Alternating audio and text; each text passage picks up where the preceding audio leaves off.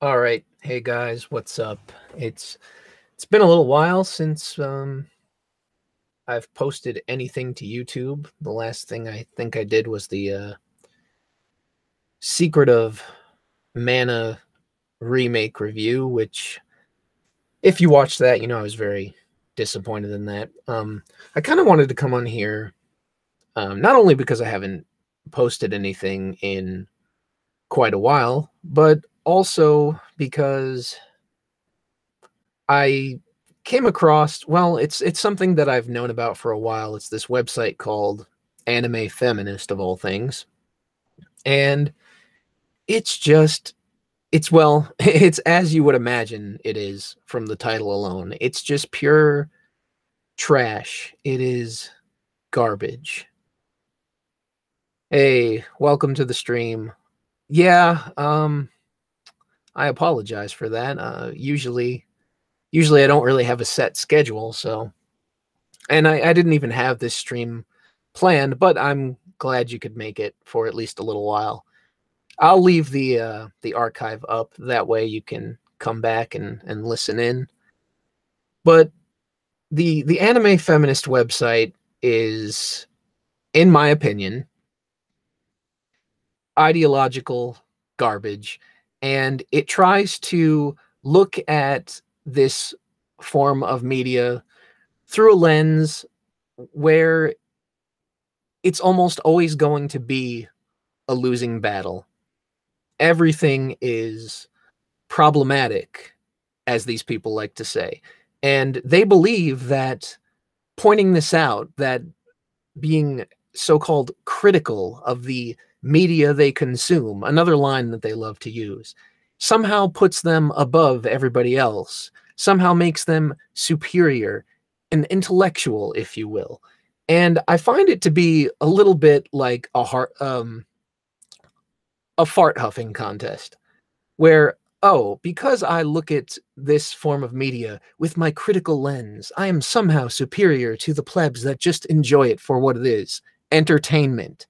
Look, it's fine if you want to review entertainment and, point out what it is that you didn't like about it. My issue with websites like Anime Feminist and anything that puts an ideological lens over something is that it speaks from the standpoint that that lens is the objective reality, which is funny because most of the time these people try to push that there is no objective reality.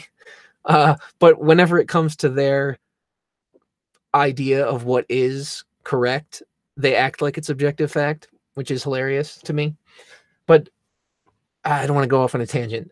Um, so yeah, that's my issue. It's that they act like it's the one and only way, and they posture about diversity in media, diversity in fiction. But my question is, how can you have diversity if, in your view, there is only one correct way to portray certain stories or characters? What you're really doing is putting constraints on fiction. You're taking it and saying, well, this person wrote something that I'm going to label as problematic, and therefore it should be changed to fit my worldview because I don't like it. And again, you have the freedom to criticize something if you don't like it. I mean, just go watch my Secret of Mana review. I pointed out some good points that I thought were part of the remake, and many things that I thought were wrong with it and could have been done better. So I'm not saying any and all criticism is invalid, and if you don't like something, you should just not interact with it. But if you're getting to the point where you think there's only one way to do, well, one way that somebody else's work, I should say, should be created, I think that kind of oversteps a boundary, because there's a difference between criticism and demanding that things live up to a certain worldview that you hold. The thing about these people is that they're almost never creators, and they're almost always criticizers. They're almost always trying to get somebody else's work to fall in line with their worldview. And that's what I find most bothersome about it. Now, I haven't really interacted with the website itself, but over the past day or two, I've come across some posts on social media regarding the website, and it just, well, it's frustrating. It's frustrating to see people talk about these things as though it puts them on some sort of higher level, that these things are automatically valid. Their work is valid. Um, I'm going to do a screen share, and hopefully I can pull it up here. But how come I'm not sharing the right screen? Apparently I haven't used Google Hangouts in a while. You are presenting to everyone, but what am I presenting? I'm apparently not presenting the website, am I?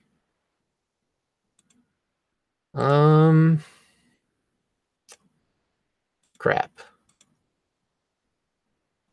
Well, it says I'm screen sharing, but I don't see it on the screen. So if you guys do see it, let me know, because what I'm trying to do right now is show the Twitter feed.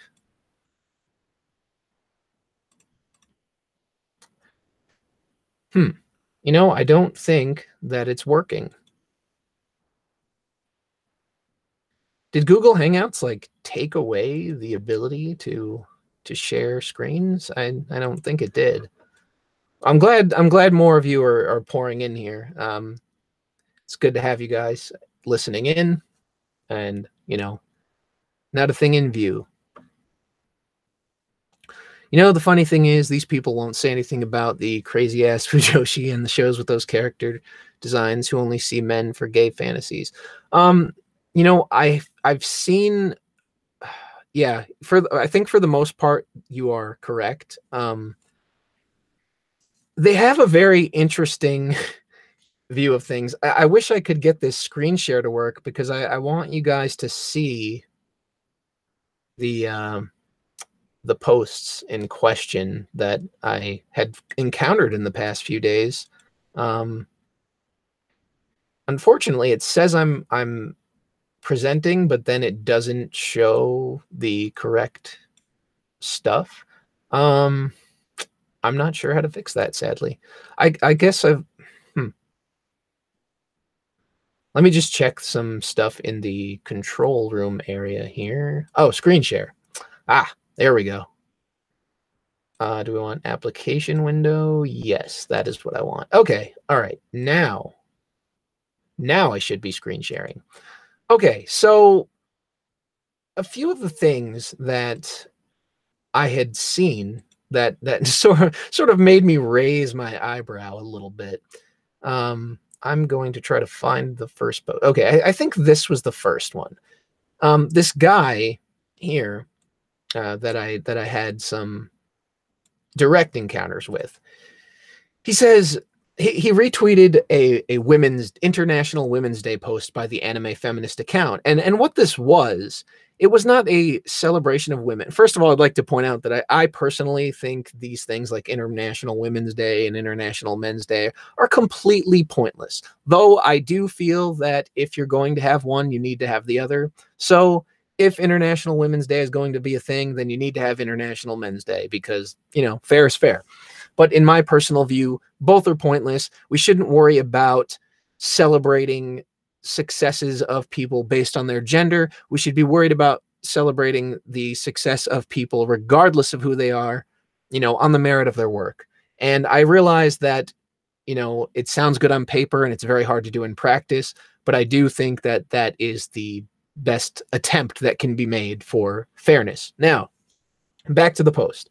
So what Anime Feminist did here was basically use International Women's Day as a way to try to get people to support them, because they claim they're giving a platform to voices of women and other marginalized groups. The interesting thing about that is they will claim that they're giving these women and marginalized groups platforms, right? But if you go to their website, you won't find a woman or a gay person or a black person there with a so-called anti-feminist or conservative point of view. So the claim that they're trying to give a platform to voices of women and marginalized groups is a lie. What they're trying to do is give a platform to a specific ideology, and judging from the title of the website, we can all tell that that ideology is feminism. And, not just judging from the title of the website, obviously, you can go to the website and see the types of posts that they make, and you can come to that conclusion for yourself. Now, the post, the post in question that got this whole thing started, he retweets the International Women's Day thing and says, "I believe anime fandom needs feminist critique. We cis male fans have shut out selves off from valid analysis of the problematic aspects of our obsession and need to wake up." Oh boy. And of course, you see the buzzwords problematic, feminist critique, cis male, male gaze. All the good ones are there. So you know that this is something you should take 100% seriously, right, guys? Right? I mean, come on. It has all the buzzwords. I mean, how could it be wrong? How? Valid analysis. He said so right there in the right there in the tweet. Support them. Support the anime feminist. Why? Give them your money. Come on, what are you doing? International Women's Day, guys. It drives me insane to see people just blindly retweet and like these things.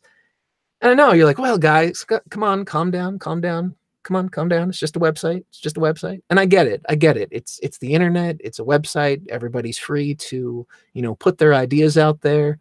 But that's not my issue. My issue is that these are treated as the only valid ideas, the only ideas that are the one truth in the world that needs to stomp out the misogynist anime fans that are, clearly destroying society by their love of Japanese cartoons. I'm going nuts. I really am. I'm losing my mind. I think social media is getting to me. I'm going to have to unplug. Am I all right? Got a fever? I don't know. Listen, I'm mostly, it's hyperbole, but it's crazy when I see this and I see that people just blindly support something just because it has a certain label on it, just because it's marked as progressive or correct, that this is what we have to listen to. This is what our fiction has to live up to, or else it's problematic. And that word, problematic, it's the worst. It doesn't mean anything. All it means is that the person that's saying it has a personal issue that they cannot articulate in any meaningful way. And so what they do is they use these strategic buzzwords like problematic to put a negative connotation on whatever it is they're criticizing in a way to manipulate their audience into believing that whatever they're criticizing is evil and this person is virtuous and correct. And I see it time and time again. And I don't understand what happened to critical thought. Now, I'm not saying that, I'm some kind of superior intellect and I'm always correct about these things, but I am saying that regardless of whether or not you agree with me, I at least attempt to be consistent in my arguments, consistent in my points of view and principles. And I cannot say the same for these types of people. And that's the part that drives me crazy. So going a little further here, here's one that another guy posted. He retweets the International Women's Day post, and he says, "I love anime, but often struggle to reconcile that with the casual misogyny / sexist tropes frequent in the medium. I find the feminist critiques by anime feminist extremely helpful and essential in unpacking this. If that's your jam, consider throwing some money their way." Now,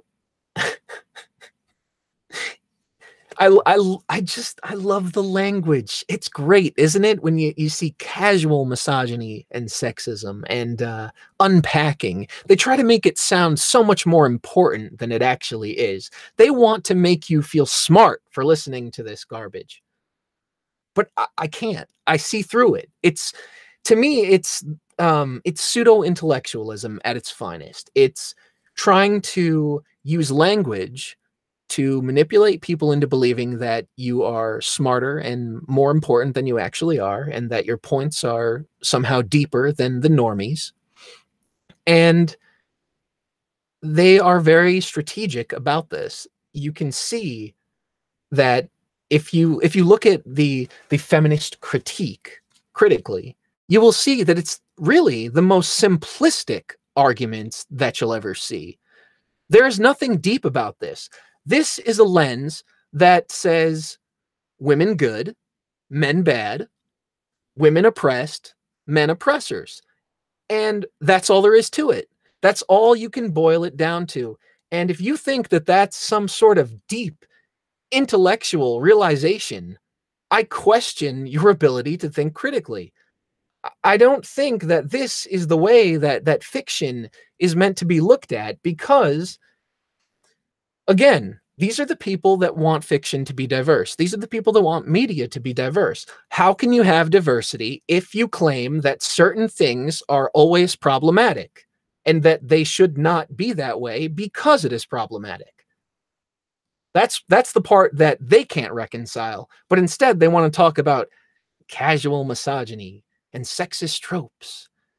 Things that, if you actually pay attention to the medium, anime, which is a very broad title. It's like saying the word movies, because do you like movies? Well, sure, you like some movies. You like, maybe you like some subgenres and an individual movie here and there that sometimes falls out of the genre that you usually watch. But you don't like all movies just because you like movies. It's the same thing with anime. Anime is a very broad category, filled with various subgenres. And if you look hard enough, there's something for everybody. There's thousands upon thousands of titles and full of characters that are all portrayed in different ways. And what these people seek to do with their so-called feminist lens is they want to dumb it down for you. They want to say, these shows are problematic, these characters are problematic, this depiction is problematic, and it has to be changed because we need an equal society. But that's not how any of this works. All you're doing is stifling creativity and destroying the hard work of authors that are, quite frankly, more talented than you will ever be. Okay. Let me just check on the chat here because I feel like we are passing up a couple of things here. International Men's Day exists, though. Yep, I'm aware. That's why I said you need both, to be fair. We should celebrate that I'm fucking awesome. Hey, Mark, how's it going? Sounds awesome, to be honest. Problematic. Why do people care about feminist critique about Japanese cartoons? No one rights are being trampled over. It's just images of fantasy characters. Well, that's the part that kind of frustrates me. It's like, I understand that you can look to stories for, different themes, and you can relate to the characters, their tribulations and trials and struggles and all that. That makes sense to me. What doesn't make sense is expecting fantasy to live up to your worldview of reality. Excuse me. What bugs me most about this stuff like this is that I can dislike some tropes because I found them sexist stuff, but I don't need to put an ideological group behind that opinion. But to these people, if they don't mention their ideology, it's like it's not a valid opinion. Yeah, I mean, it's not like sexism cannot be depicted in fiction, because obviously it can. It's just that I find the way that they frame their critiques to be in a way that says that, hey, this is bad, you're bad for liking it, and it should be changed. And that's the part that I find foolish, because you can't have fiction without conflict. You can't have meaningful fiction without conflict. Conflict is what drives the story forward. It's what creates, the narrative. It allows for character growth. It allows for the story to continue to have, a set goal in mind. And not all conflicts have to be deep or meaningful, but there does have to be a degree of conflict there, and then, later on resolution, in order to have a complete story. And it can be the silliest damn thing in the world, or it can be something that's trying to be deep and meaningful, that's making some sort of, philosophical or political statement. But the fact of the matter is that fiction needs freedom so that people can tell these stories and be free to depict characters in any way that they desire so that we can have different viewpoints, different, you know, moral lessons or philosophical viewpoints put forward. I mean, sometimes it's just, smutty entertainment, and that's all right too. Um, it's fine not to like these things. It's fine to criticize them.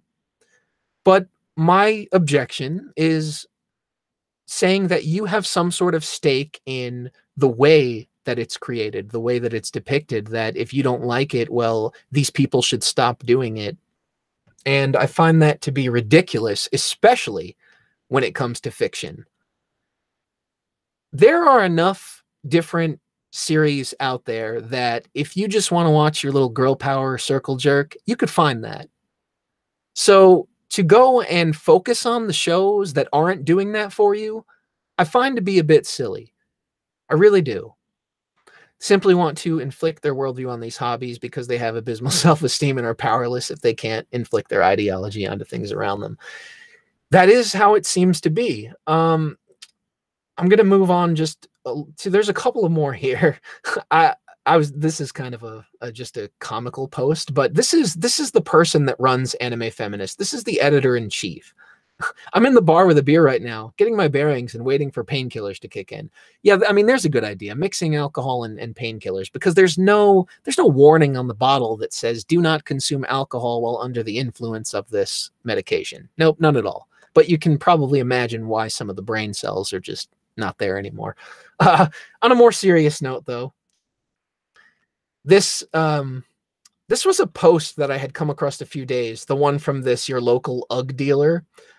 And when I looked at Amelia Cook's timeline, I was a little bit surprised to see somebody actually retweet this. So let's first read the retweet. The future isn't female. The future is non-binary. It's gender fluid. It's queer and it's trans. It's natives rising up against their colonizers. It's sex workers getting coin. It's gay. It's bi. It's pan. It's ace. It's people of color. It's people with disabilities. The future is intersectional. You'll notice that there's no straight white men there. Apparently the future is fine without them. But in all seriousness, the fact that somebody took this post and said, hey, here's a good point.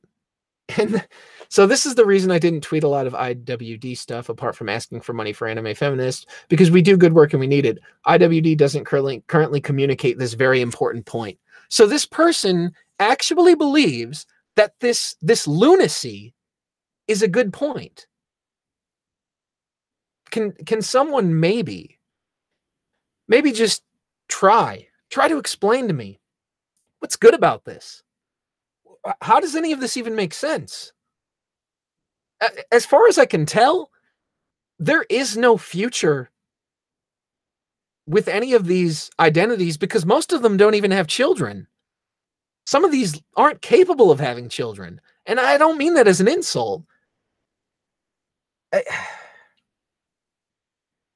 It's mind-blowing. It's mind-blowing to see these types of, I would call them extremist worldviews, validated as though they should be mainstream, and sometimes treated as they are mainstream. I mean, that alcohol and painkillers is probably a joke, I hope. Honestly, I don't know. I'm just mocking as I do. Though there is a photo. I did look into that. She did actually post a photo of herself with that tweet below it. So it was like a thread. I just didn't the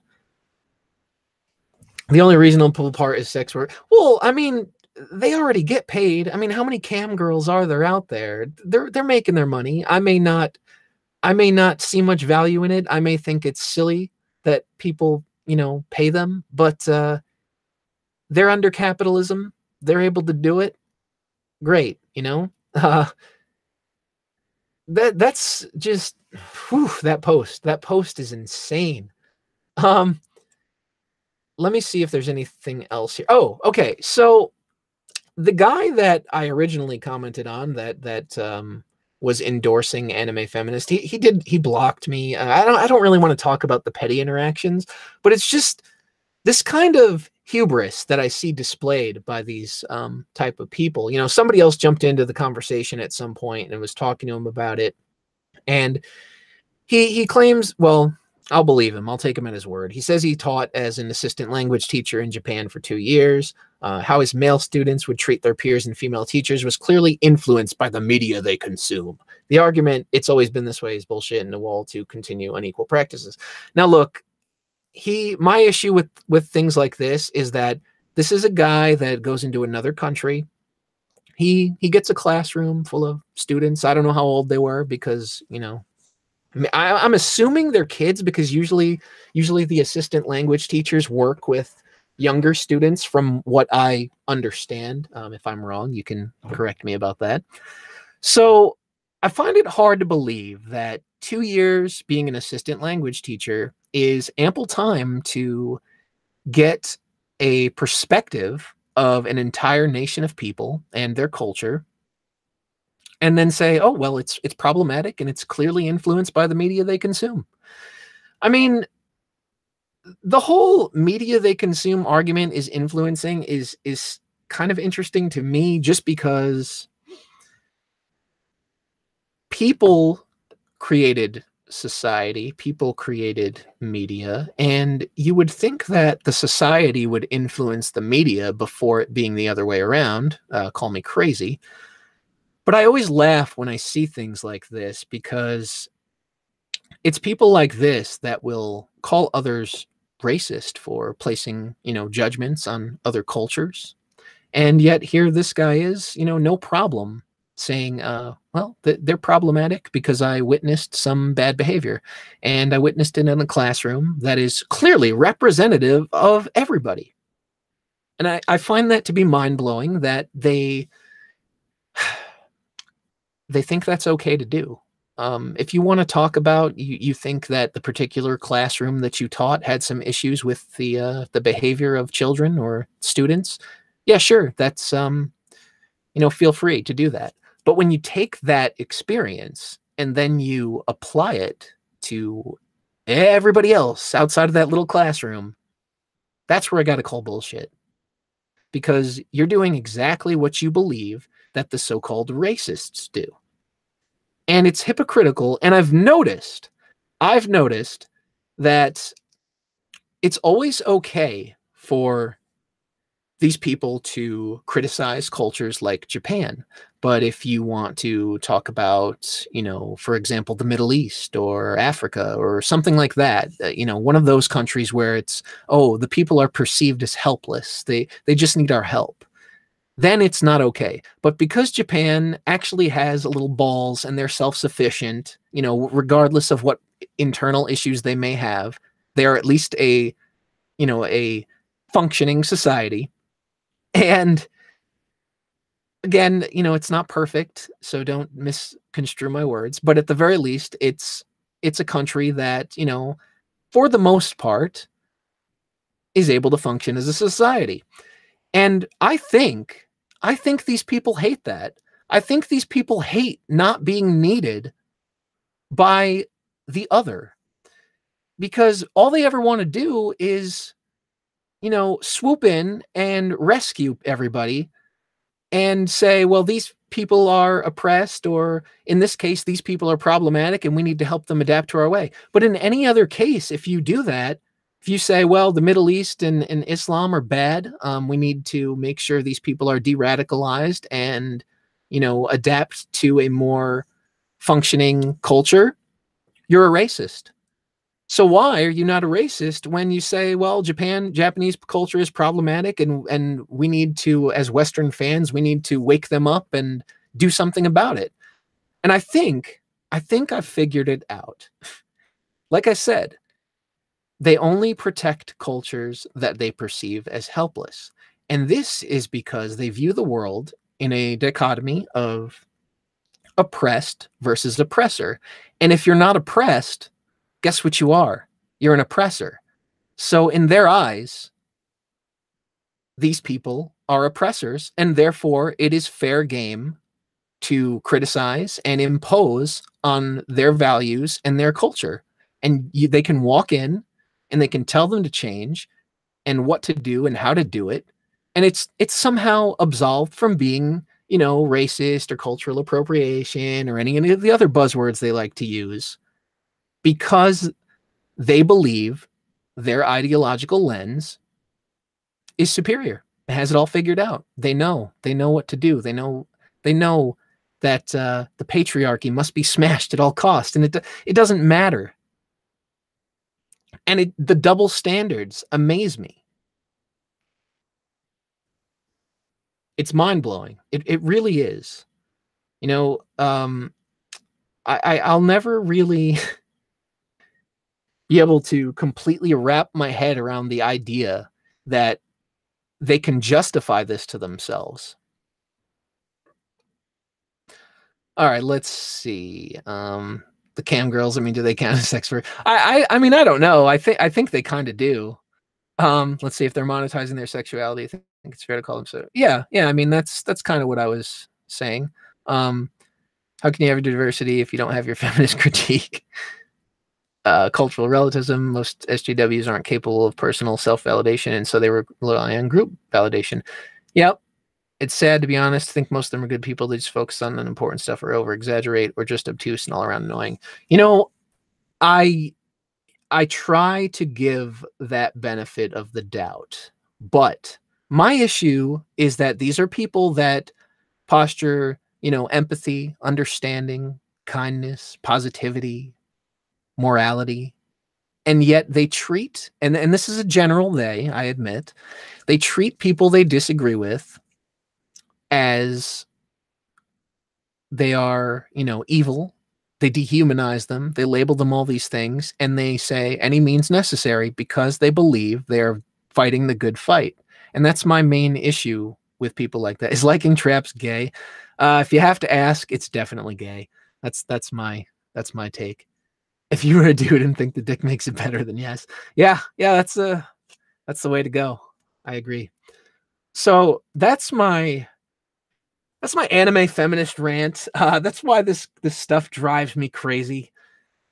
And I've been trying to kind of just stay away from it, and been focusing on the Twitch streaming and stuff a little bit more. So if you guys want to come over there sometime and just play some video games and get away from all that stuff, you're all welcome to do that.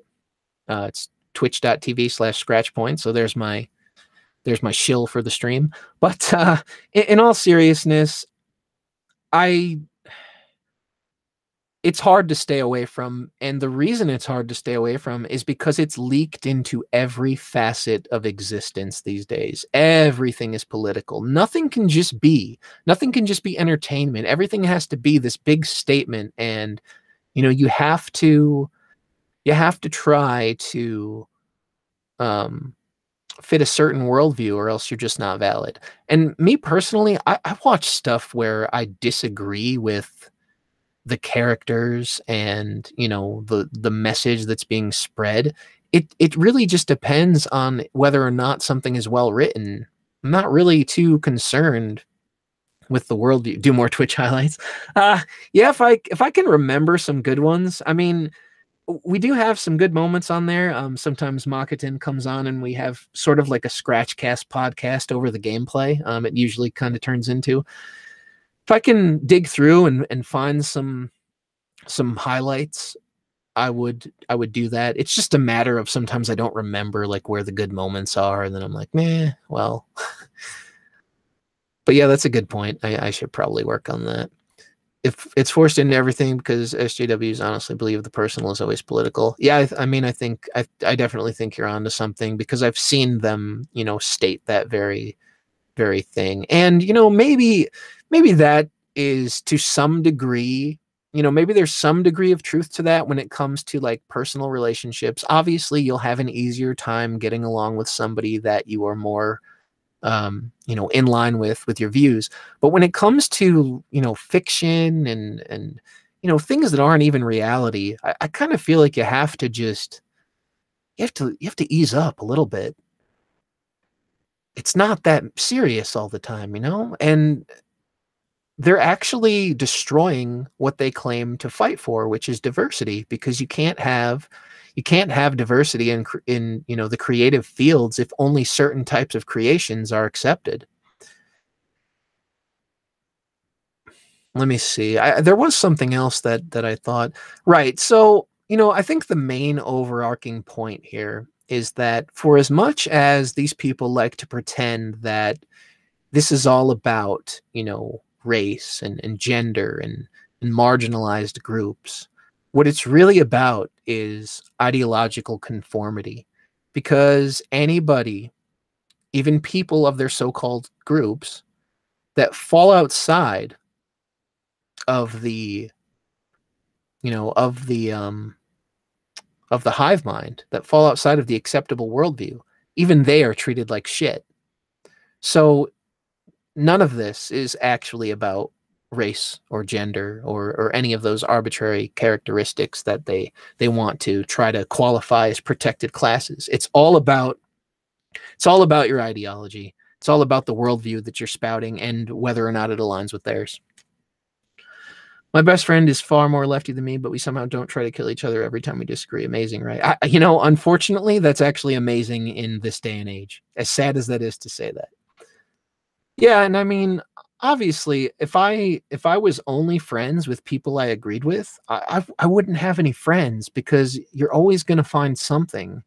You're always going to find something that you disagree with somebody about, and that's what drives me crazy when people are just like, "Oh yeah, I have this block list because, um, I don't want to follow anybody with these viewpoints, or I don't want them following me, or something of that nature." It's incredible. It's really, really incredible to me that people can live life like that, and that's why they don't.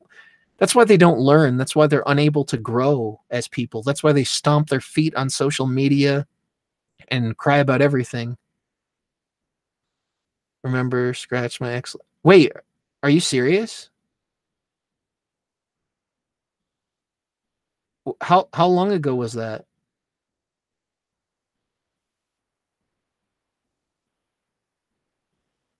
That what? Wait, is this the one that you were seeing when we were on B list more often, or is that somebody else? And why exactly do you have to denounce him? That was back in December 2016. Wow. Well, that's insane. I'm definitely sorry to hear that. I don't know. Jeez. Yeah. I mean, that does really suck, and my condolences, obviously. But at the same time, I guess it's good that you found out that that's really all it takes to break the relationship, because you need someone that's gonna stick by you, even when you disagree on a person who's not even part of your relationship. That's wild. I mean, I get it though. I've had friends ditch me over stupid things, and so it's rough, but in the end, I feel like it's really for the best. Wholeheartedly believe what. See, that's crazy to me though, because we've gone through how many years of having Donald Trump as part of society, and nobody really, talked about him in this way up until it was time to create the smear campaign for the election. And look, guy's not perfect, obviously. 70 something years of life, you're gonna be able to find some skeletons. I think that would be true of anybody's life. So that doesn't that doesn't invalidate everything that a person stands for. And I also think that that what you consider mistakes, should that really, depending on what they are, of course, should that really follow you around for the rest of your life?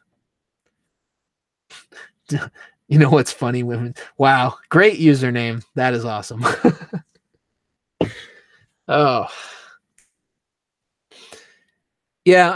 I mean, I think his current video game crusade is a little bit stupid. I think most people can agree with that, but for the most part, I don't think he's anywhere near the demon that people have painted him as.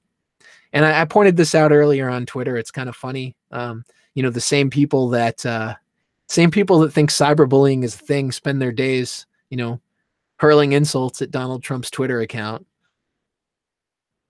And there's an Ontario Conservative politician that was leader of that party that suddenly had sexual misconduct allegations come out a few months ago. Jeez. Yeah, those seem to be more and more prevalent in the age of Me Too. And, I think it's unfortunate because you do need victims to come forward and report these things, but you also need that level of scrutiny there because there are snakes in the grass, snakes in the water that'll come and take advantage of these things for social clout and for revenge.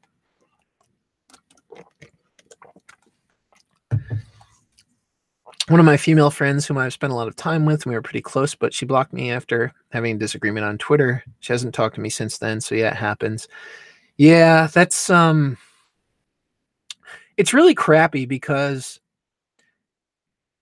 it's usually, and I'm making a bit of a generalization here. It's usually this type of behavior usually comes from people that claim that they are not judgmental, that they dislike judgmental people. And yet, when you share an opinion that they don't like, how do you get treated? You get treated like you're being judged. You get condescended. You get looked down on. You get blocked. You get written off. I think it's hypocrisy. Recent analysis shows that 80% of them weren't gamers. Yeah, I think that, and maybe in a sense it's giving too much credit, but I think part of it is political strategy to get the attention off of guns by pointing the finger somewhere else. And while I do disagree that the issue is all guns and we could simply solve these violent crimes by taking them away, as certain children who have been propped up in the media seem to believe, I also think that it sucks because it was, sorry, I'm getting cut off here. Well, you're not cutting me off, but I'm cutting myself off. It sucks because it was petty as fuck argument. Yeah, she was like that, not judgments. Yeah, see? And I always think that's why I never listen to anybody that makes a claim like that, because those people are always the first to pass judgment. And I think I've talked about this before multiple times. The whole I'm not judgmental argument it's quite frankly bullshit, because what you're saying if you say I don't judge anybody is you're basically saying I don't have it in me to formulate a hardline opinion on anything. Everything is fair game and I can't judge you because I'm a non-judgmental person. And I don't think that's true. Unless you have absolutely no standards, we all judge at some point. Now we can make the distinction between snap judgments and judgments that are an observation over an extended period of time. But even in some cases, snap judgments are important to our very survival even. So, there's a time and a place for all of that. Judging is not inherently evil. It can be used for good. It can be used for bad. And in most cases, I think it's just a way for us to have a standard that we wish to live by and that we want others to live by in order for them to have a close place in our life, if that makes sense. Problem is you never change your judgment ever, regardless of how wrong it was. Yeah, that's a thing too. We can sometimes have a preconceived notion of something or judge too quickly. But if you get new information that will point to the contrary, you should adapt your worldview. Otherwise, at that point, you're simply denying reality.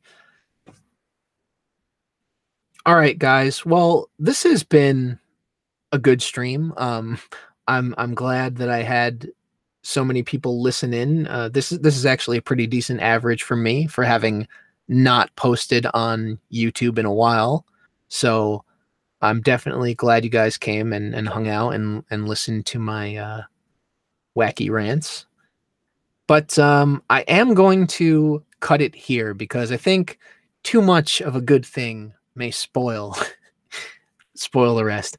I liked that we had kind of a somewhat cohesive stream. I mean, I did sit here and we talked a little bit about the comments, and I think that was good as well to end it out. But for the most part, we had a topic and we followed it through to the end. So I'm happy with that. I will try to do this a little bit more often if I'm not just putting out videos. I've kind of, I've just been in a weird place lately trying to kind of figure out what my next move is going to be. And I haven't quite figured out, what that is or what it is that I'm really focusing on. I've been doing a couple of other things. I've been doing the Twitch. I've been trying to focus a little bit more on writing. Yeah. And I feel like we accomplished that this evening with the comments. Everybody was pretty cool. Everybody shared some interesting, viewpoints, and I'm glad you guys were here for that. So thank you for listening in. Definitely appreciate it. And next time, maybe we'll have some more people on. I'd like to, talk about different stuff, and a couple more viewpoints could bring something interesting to the table and continue the conversation. Thanks for coming back to YouTube a bit. Don't forget the Twitch highlights or the traps aren't. Oh wait, they're not gay? Jeez. You guys, you got to make up your minds here. Was it gay? Was it not gay? I don't know. Maybe it's open to interpretation. Yeah, I mean, I do miss this a little bit. I like to stream. I like to interact, but sometimes it feels like focusing too much on this, isn't healthy, and it's good to go back to the real world for a little while. So yeah, I will definitely try to post more. I'll try to put up a little bit more of a warning when I stream. Thanks for joining. All right, guys, have a good evening. I'll see you later.